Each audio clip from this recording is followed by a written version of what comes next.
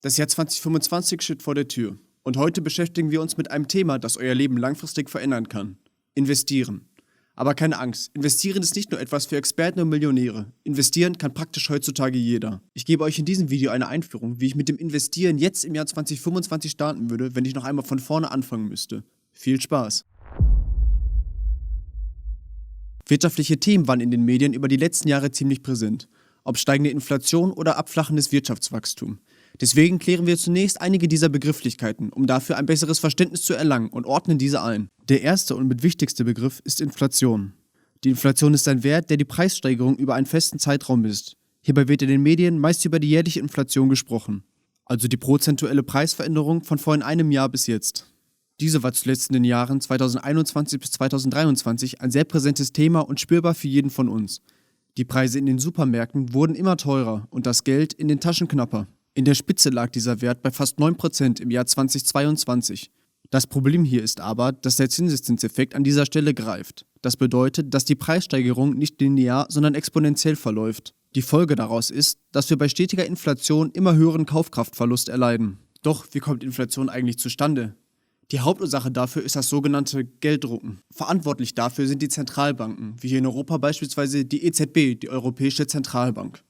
Diese sind dafür verantwortlich, die Inflation erstens im Griff zu halten, aber auch gegensätzlich die Unternehmen und die Wirtschaft zu stärken, falls diese schwächelt. Die hohe Inflation aus den letzten Jahren entstand genau aus einem solchen Prozess. Durch die Corona-Pandemie stand die Weltwirtschaft zeitweise still. Das führte natürlich zu katastrophalen wirtschaftlichen Umständen. Um die geschwächte Wirtschaft wieder in Gang zu bringen, haben die Zentralbanken neues Geld erschaffen. Mit diesem Geld konnten günstige Kredite an Unternehmen vergeben werden und haben zu neuer Liquidität im Markt geführt. Den genauen Prozess, wie diese Stimulation funktioniert, erspare ich euch an dieser Stelle. Falls ihr aber doch daran interessiert seid, lasst es mich gerne in den Kommentaren wissen. Dann wird es zukünftig darüber noch ein Video geben. Damit können wir mit diesem Begriff abschließen und übergehen zur nächsten Begrifflichkeit, dem sogenannten Leitzins. Wir schauen uns an, in welcher Verbindung dieser mit dem Gelddrucken steht. Durch das extreme Gelddrucken in den Jahren nach Corona ist die Inflation außer Kontrolle geraten und muss nun wieder eingefangen werden. Dafür wurde der sogenannte Leitzins angehoben. Damit wurden Kredite für Unternehmen teurer und die Geldmenge reduziert. Ihr merkt das persönlich in erster Linie bei der Verhandlung eines neuen Kreditzinses oder weil ihr Zinsen auf euer Tagesgeld erhaltet.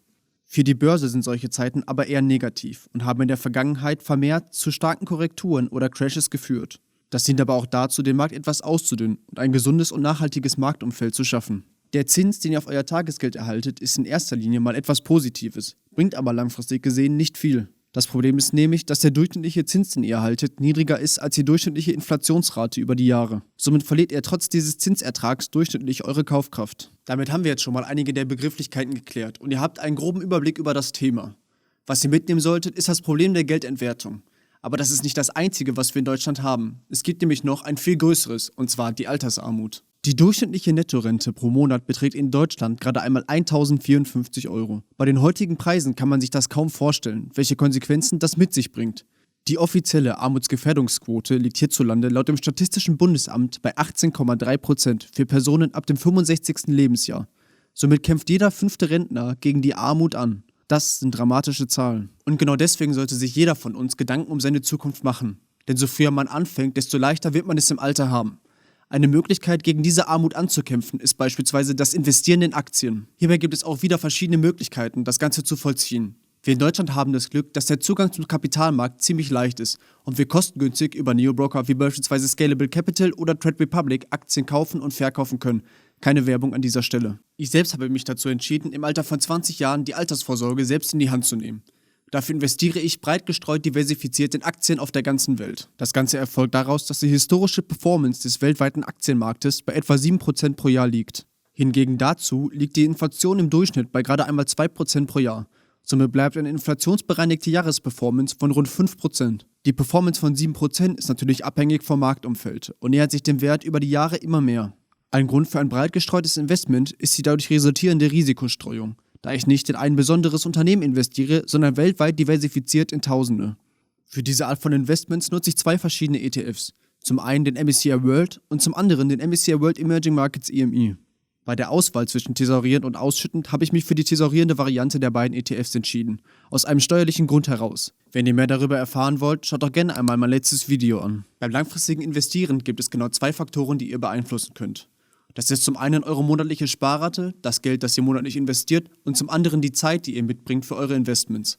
Je länger ihr investiert, desto besser ist es, denn da greift der sogenannte Zinseszinseffekt. Nach Albert Einstein ist es sogar das 8. Weltwunder. Und genau darüber werden wir gleich noch sprechen. Zunächst reden wir aber erstmal über die Sparrate. Die Sparrate sollte ein monatlich fixer Betrag sein, den ihr abhängig macht von euren Einkommen und euren Ausgaben. Den könnt ihr natürlich über die Zeit weiter steigern. Ich selbst investiere 500 Euro pro Monat als Altersvorsorge. Davon fließen 70% in den MSCI World und 30% in den MSCI World Emerging Markets EMI. Wichtig zu ergänzend hier ist noch zu sagen, dass ihr das Geld, was ihr investiert, eure Sparrate, in den nächsten Jahren auf jeden Fall nicht anrühren solltet. Das Geld, was bereits investiert ist, sollte so lange wie es geht liegen bleiben, um bestmöglich vom Zinseszinseffekt zu profitieren.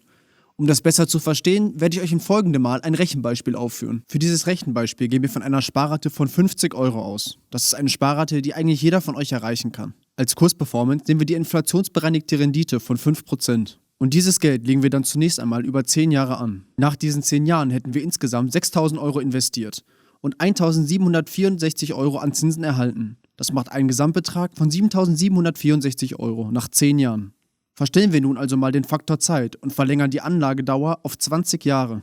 Nach 20 Jahren hätten wir exakt das Doppelte angelegt, und zwar 12.000 Euro. Das ist natürlich eine ganz normale lineare Steigerung. Bei den Zinsen sieht es aber anders aus. Dort hätten wir inzwischen Zinsen in Höhe von 8.552 Euro erhalten. Das ist knapp 4-mal so viel, als wir nach 10 Jahren erhalten haben. Der Gesamtbetrag würde sich dann nach 20 Jahren auf 20.552 Euro belaufen.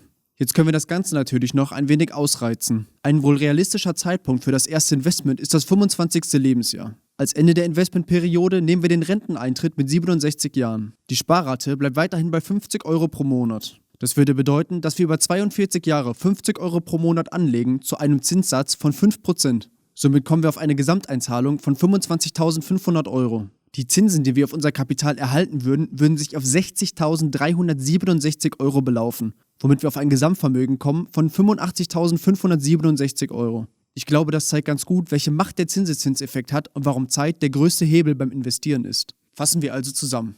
Jeder von uns sollte investieren, um sich vor der Altersarmut zu schützen. Denn das Rentensystem in Deutschland wird uns nicht abfangen.